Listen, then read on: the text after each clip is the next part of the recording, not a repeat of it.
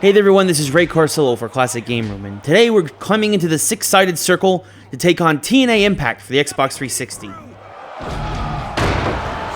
call the doctor, because he just hit him with the neck breaker! Serving as the first foray into the gaming world for TNA Wrestling, Impact, named after the company's weekly Thursday night program seen on Spike TV, was a surprisingly strong game considering it would end up being one of the final titles for the soon-to-be doomed Midway Games. Using real scans of the 20-plus featured wrestlers in the game instead of painted textures makes Impact still one of the prettiest wrestling games to date, if you only look at the wrestlers themselves. This extra rendering stress would leave much to be desired in terms of the arena and crowd design, but on the flip side, the wrestlers looked so good that more often than not, you would only focus on the in-ring action and miss a lot of the outside textures.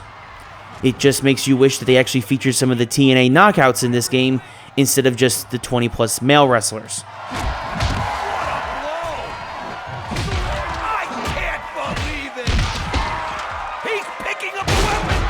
Rounding out the solid but not spectacular peripherals was audio that featured real crowd tracks from a TNA Impact recording, and all the wrestlers laying down original audio tracks for the game's surprisingly well put together story mode.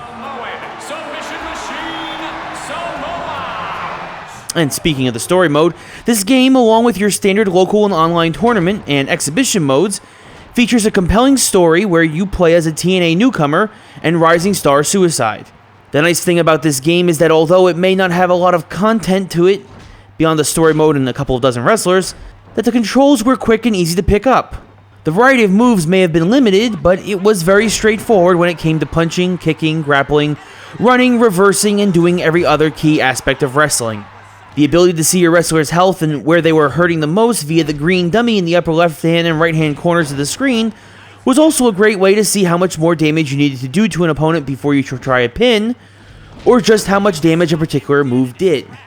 The impact bar for finishers also worked, as it was clear to see how much more damage you needed to do to an opponent before you could unlock the easy-to-pull-off signature moves for each character.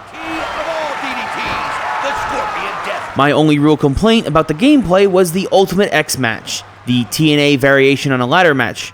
For those who are unaware, the Ultimate X match would have a pair of crisscrossing wires suspended above the ring with a hanging X in the middle. Whoever could shimmy their way to the middle of the ring and dislodge the X was the winner.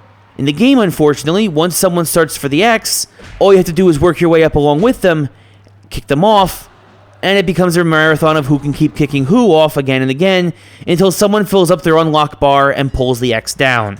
This made the match much easier and much less hardcore than as promoted in real life. What a shot that was! Good shot right there. So it may not be the deepest or most polished of wrestling games, but it was a fine start to a new franchise, that's for sure.